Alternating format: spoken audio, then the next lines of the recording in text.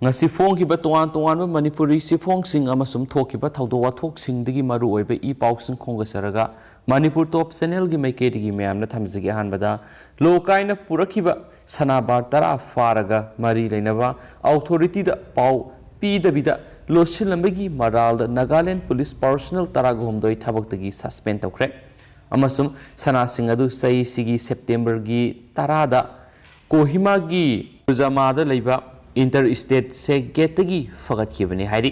amaromda thawdo sigi matana case ma lakhotpaga loinana departmental inquiry taunaba order amasu Toukhre haba pawmusu thajaninga oiba mafamdagi report tawri makaja tharakpuna topa maruibi pausin pizage myam refok taminasi college hangna bamot Manipur COVID-19 laisat ki phibam phagalakpaga iroinana college sing amuk hana hangdokna bagi matangda college singna parents singa loinana mari leinaba stakeholders singa tanraga lawbo warep sing lawraga director of university and higher education da yohalakna ba khankhre director of university and higher education government of Manipur Dr. Rangitabali Waikhom ngarang government amasum government aided college singi principal da serol amathaduna khankhre haba pawmus phongli Atopa pawamana Chief Minister amadi Education Minister gi pukning singsilakli lainga ki fajakraba new education policy loinana Chief Minister amadi Education Minister gi school fagat hansi mission gi makhada afaba education policy kya semduna masak thokpa education gi pandam kya thambiriba tanja sida ZEO Zone 3 Thawbal amadi miyoi kharana tawning bata tawduna leire haina ZEO Zone 3 Thawbal gi Deputy Inspector of School Texam Bikom Das Maitayna Chief Minister amadi Education Minister gi pukning singsilakli ngasi khangabokta pangthokiba pawmisinga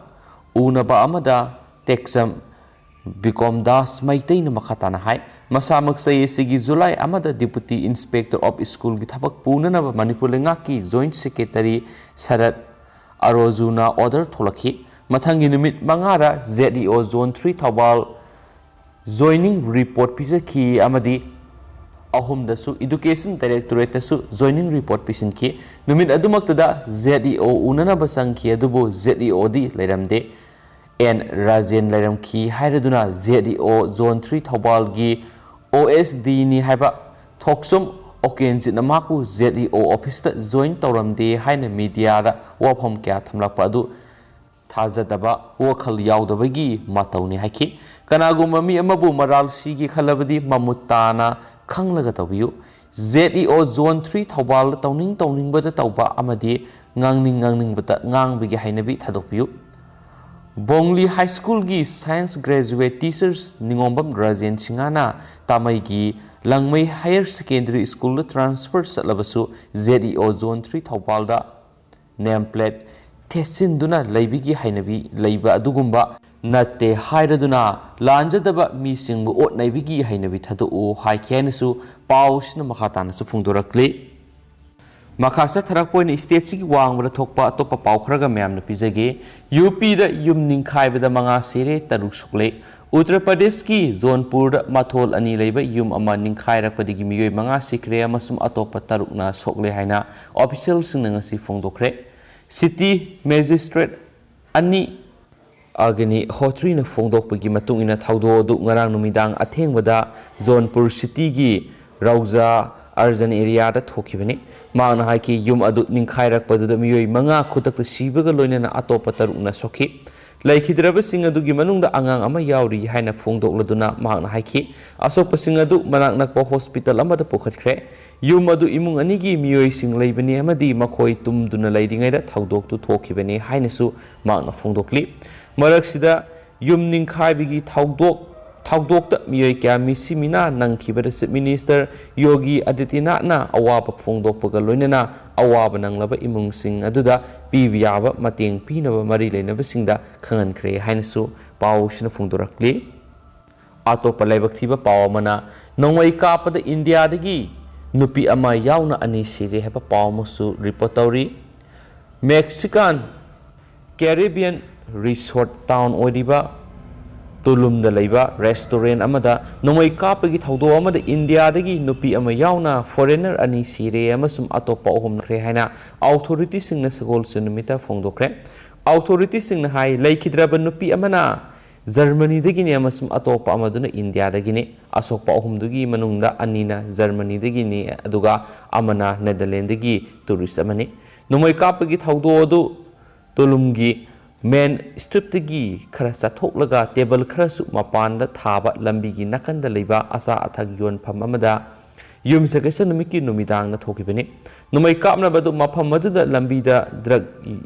Yentok Yensin, Tauba Group Aniki, Marak the Tokibini, Haina, Quintana, Rutes, Prosecutor, your office na Cyril Amada Fondoki. Touristing a do restaurant to the Sabatapatauduna Lebini, Amasum, Panba Oigini.